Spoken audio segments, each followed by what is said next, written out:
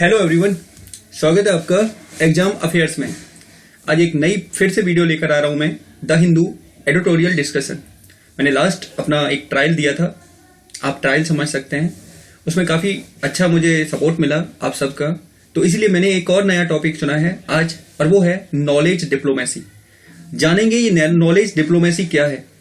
काफी ज्यादा न्यूज में रहा था, द हिंदू, इंडियन एक्सप्रेस, काफी न्यूज पेपर्स ने इसको कवर किया था। इसलिए मैंने भी सोचा कि क्यों ना इस पर काम किया जाए और इस पर एक अच्छा सा कंटेंट दिया जाए और समझा जाए कि नॉलेज डिप्लोमेसी का मतलब क्या है। तो जान लेते हैं, समझ लेते हैं। देखिए यहाँ पे आप देख सकते हैं द हिंदू का यहाँ पे कटआउट है, इंडिया इवॉल्विंग डिप्लोमेसी ड्यूरिंग कोविड-19। अब समझने की कोशिश करिएगा ये मतलब क्या है। अगर मैं बात करूं नॉलेज डिप्लोमेसी का, तो नॉलेज डिप्लोमेसी का मतलब क्या है हमें यह समझना है। सबसे पहले नॉलेज डिप्लोमेसी है क्या। देखिए कुछ नहीं है, सिंपल सा मतलब समझिए कि जब आप अपनी नॉलेज के बेस पर, जब आपका देश अपनी नॉलेज के बेस पर अपनी चीजों को दूसरों के साथ शेयर करता है, तो उससे हमारे संबंध काफी अच्छे होते हैं, उससे हमारे संबंध सुधरते हैं, और इसी प्रोसेस को हम नॉलेज डिप्लोमेसी का नाम देते हैं। अजूम करिए, जस्ट एग्जांपल समझिए कि इंडिया ने कोविड-19 वैक्सीन बनाई। अब ये कोविड-19 वैक्सीन किसकी नॉलेज है? ये हमारे देश के लोगों की नॉलेज है। अब हम इस कोविड-19 वैक्सीन को दुनिया के 50 देशों में दे रहे हैं, तो इसका मतलब क्या है? हमारी नॉलेज उनके साथ शेयर हो रही है। जब उनके साथ हमारी नॉलेज शेयर हो रही है, तो इसका प्रभाव उन देशों पे पड़ेगा। उससे हमारे व्यापारिक संबंध सुधरेंगे, आर्थिक संबंध सुधरेंगे, राजनीतिक संबंधों में सुधार आएगा, और हमें अंतरराष्ट्रीय स्तर पर हमारा कद बढ़ेगा और हम आगे बढ़ेंगे। तो इसी को नाम दिया गया है नॉलेज डिप्लोमेसी। आई थिंक मेरी बात आपको समझ में आ गई होगी, नॉलेज डिप्लोमेसी का मतलब क्या है। अब देखिए, नॉलेज डिप्लोमेसी दो या दो से अधिक देशों के बीच संबंधों के निर्माण और उन्हें मजबूत करने में अंतर्राष्ट्रीय उच्च शिक्षा, अनुसंधान और नवाचार की भूमिका को संदर्भित करती है। नॉलेज डिप्लोमेसी के अंतर्गत नॉलेज से संबंधित जानकारी को साझा किया जाता है। जैसे मैंने बताया, नॉलेज डिप्लोमेसी के अंतर्गत ही क्या किया जाता है? जानकारी को साझा किया जाता है। जैसे एक और एग्जांपल समझिए, आप लोग इजराइल के बारे में जानते हैं। अब इजराइल, आपको पता है, इजराइल नॉलेज के मामले में तो दुनिया में उच्च स्तरीय है। उसके जैसा नॉलेज प्रोग्राम आपको कहीं शायद ही किसी देश में देखने को मिलेगा। अब नॉलेज के दम पर इजराइल ने पूरे विश्व में अपनी छाप छोड़ रखी है। जैसे उनका एग्रीकल्चर, कहने को डेजर्ट होने के बावजूद भी एग्रीकल्चर सिस्टम इतना अच्छा है कि बाकी बढ़िया देशों में नहीं है। तो ये क्या दिखाता है? अब इजराइल इस टेक्निक को दूसरे देशों के साथ कर रहा है, तो वो क्या है? This is knowledge diplomacy. तो नॉलेज डिप्लोमेसी का यहां मतलब क्या है? नॉलेज डिप्लोमेसी का सिंपल सा मतलब है कि शिक्षा, अनुसंधान और नवाचारों का एक दूसरे के साथ साझा करना। समझ में आई मेरी बात? तो इसी को कहते हैं नॉलेज डिप्लोमेसी।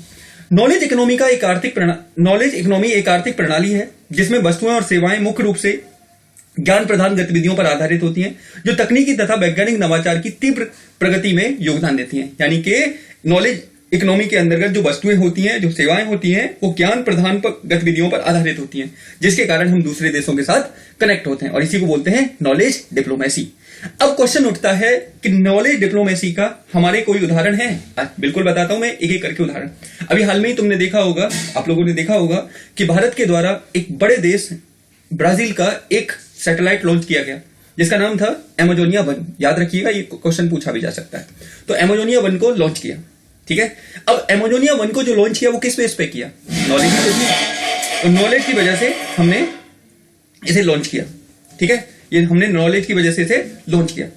इसके अलावा वैक्सीन मैत्री पहल की तरह हम क्या कर रहे हैं? विश्व के अनेक देशों को वैक्सीन प्रोवाइड करा रहे हैं, विश्व के अनेक देशों को वैक्सीन दे रहे हैं, जिससे कि वैक्सीन का यूज करके उनका क्या किया जा सके? हमारे देश का मान बढ़े, हमारे देश का सम्मान बढ़े, हमारे देश का, वहां के लोगों की, जनता में एक पॉजिटिव छवि जाए। तो इससे क्या हो रहा है? वही तो जनरेट हो रही है। इसी को नॉलेज डिप्लोमेसी कहा जाता है।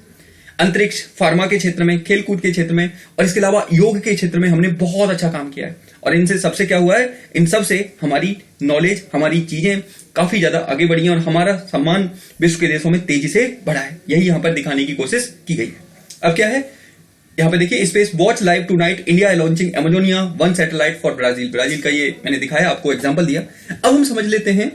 यहां पे देखिए, ये सैटेलाइट मैंने लगाया हुआ है, ये इसी की सहायता से एमेजोनिया 1 को छोड़ा गया था। इसके अलावा बहुत सारे और भी सैटेलाइट थे, लेकिन बस आपको मेनली समझाने की। अब ये देखिए, ये सारे इमेजेस दिखाते हैं आपकी साइंस एंड टेक्नोलॉजी में कैसे आप कर रहे हैं, किस तरह हमारा देश कर रहा है, ये सारी बातें। अब क्वेश्चन उठता है नॉलेज डिप्लोमेसी के नेतृत्व की चुनौतियां। हम बात तो करते हैं, when we are talking about knowledge diplomacy, India is doing good in the knowledge diplomacy, but we are faced different kind of problems. We are face different kind of challenges. So we are discuss one by one किस type के challenges हम face कर रहे हैं और वो समझने की कोशिश करेंगे. सबसे पहला है ब्रेन ड्रेन, यानी कि प्रतिभा पलायन. क्या देखने को मिलता है? आपके देश से पढ़ने वाले IIT, IIM के बच्चे क्या करते हैं? यहां पढ़ते तो यहां हैं, सीखते यहां हैं, रिसर्च भी यहां करते हैं, लेकिन काम जाके कहां करते हैं? दूसरे देशों में. जिसके कारण बड़ी मात्रा में हमारे देश में प्रतिभा पलायन होता है. अगर यह प्रतिभा पलायन होगी तो फिर क्या होगा? हमारे देश की प्रतिभा दूसरे देशों में जाके अपनी सेवा देगी, तो क्या हमें उसका लाभ होगा? इसका जीता जागता एग्जाम्पल आप लोगों के सामने है गूगल के CEO, ठीक है, माइक्रोसॉफ्ट के CEO, इसके अलावा नासा में काम करने वाले अनेक भारतीय. सिलिकॉन वैली तो कहते हैं कि भारतीयों का गढ़ बन चुका है. तो ये क्या है? दिस इज ब्रेन ड्रेन, प्रतिभा का पलायन होना. और प्रतिभा पलायन होकर कहां जाती है? विदेशों में. ठीक है, पहला. दूसरा, बिगड़ते शिक्षा के मानक, यानी कि डिटोरिंग एजुकेशन स्टैंडर्ड. क्या देखने को मिल रहा है? मैंने एक रिपोर्ट पढ़ी थी, उस रिपोर्ट में बताया गया था कि around 80% of Indian graduate youths are not eligible to take any job. यानी कि 80% से ज्यादा इंडिया में जो ग्रेजुएट यूथ्स ग्रेजुएट करके आते हैं वो जॉब लेने लायक ही नहीं है.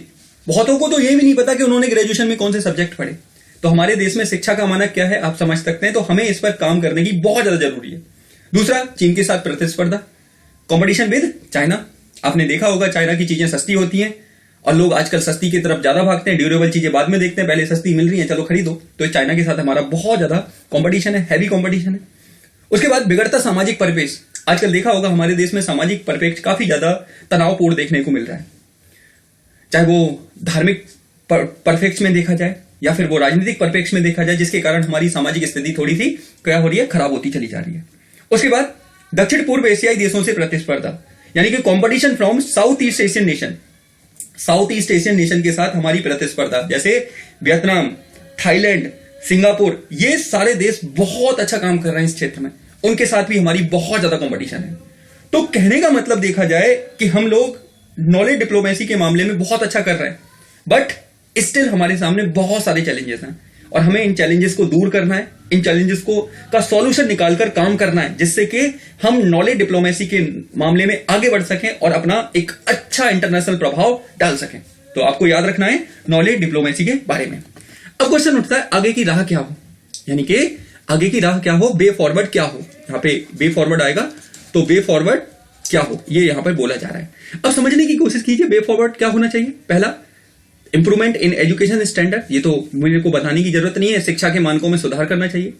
दूसरा, प्रतिभा पलायन की समस्या को संबोधित करना. हमें समझना चाहिए कि आखिर हमारे लोग क्यों जाते हैं, आखिर क्या रीजन है कि सुंदर पिचाई, सत्या नंडेला, आपका इंदिरा नूरी जैसे लोग यहां से माइग्रेट करके वहां पे चले जाते हैं. इसके पीछे हमें भी काम करने की जरूरत है. हमें प्रतिभा पलायन को रोकना पड़ेगा, चाहे वो किसी प्रकार रोकें हमें, और हमें ये कुछ ऐसे प्रावधान करने पड़ेंगे जिससे कि प्रतिभा हमारे देश से पलायन ना हो, ब्रेन ड्रेन ना हो हमारे देश से.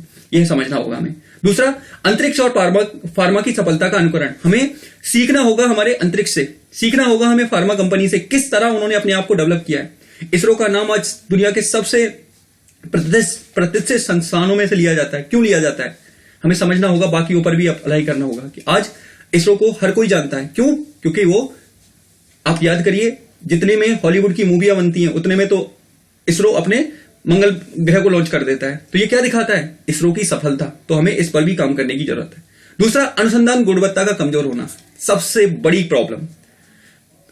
बड़ी प्रॉब्लम है हमारे सामने. We don't have enough technology, we don't have enough lab, we don't have enough infrastructure. स्कूलों में तो इंफ्रास्ट्रक्चर का नाम नहीं है जो जहां पे बचपन में सिखाया जाता है. तो हमें इस पर भी काम करने की बहुत ज्यादा आवश्यकता है. फिर प्राइमरी शिक्षा का कमजोर स्तर, हमें इस पर भी काम करने की आवश्यकता है. आप लोगों ने अगर देखा हो, प्रथम एनजीओ के द्वारा रिपोर्ट जारी की जाती है जिसका नाम है असर रिपोर्ट.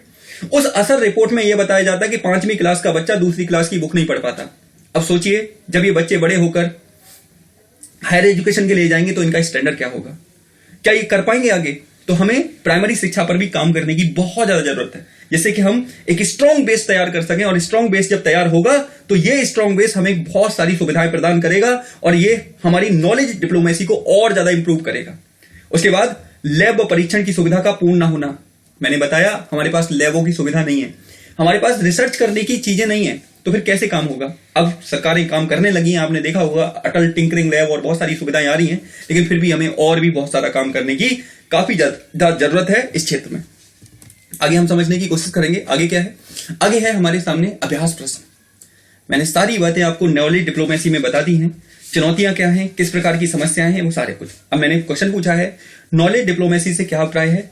क्या आपको लगता है कि भारत इसका प्रयोग कर अंतर्राष्ट्रीय हितों की पूर्ति कर सकता है? आलोचनात्मक मूल्यांकन करना है आपको बताना है कि नॉलेज डिप्लोमेसी क्या है, क्या भारत इसका प्रयोग करके अंतर्राष्ट्रीय हितों की पूर्ति कर सकता है? आलोचनात्मक मूल्यांकन, सारी चीजें बताते चलिए, आप आसानी से आंसर दे देंगे। उसके बाद एक प्रीलिम्स का क्वेश्चन भी है। खबरों में रहा स्टारलिंक प्रोजेक्ट का संबंध निम्न में से किससे है? आपको बताना है। ऑप्शन ए है आपके सामने, छोटे छोटे इंटरनेट उपग्रह से। इसके अलावा बी, इसरो का कोई नई परियोजना है। सी, नई तारों का कोई समूह है, या डी, इनमें से कोई नहीं। इसका आंसर आपको कमेंट बॉक्स में देना है। जो लोग भी इस एडिटोरियल को देखें, प्लीज आप लोगों से रिक्वेस्ट है कि आप अपना फीडबैक जरूर दें।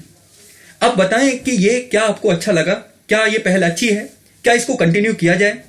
प्लीज अपना फीडबैक जरूर दीजिएगा, ठीक है। और करना क्या है आपको, चैनल को सपोर्ट, लाइक, शेयर, सब्सक्राइब, जिससे कि हमारा परिवार थोड़ा बड़ा हो और हम आगे ऐसे ही काम करते रहें। तो मिलते हैं ऐसे ही किसी नई वीडियो में। तब तक के लिए आप सभी का धन्यवाद।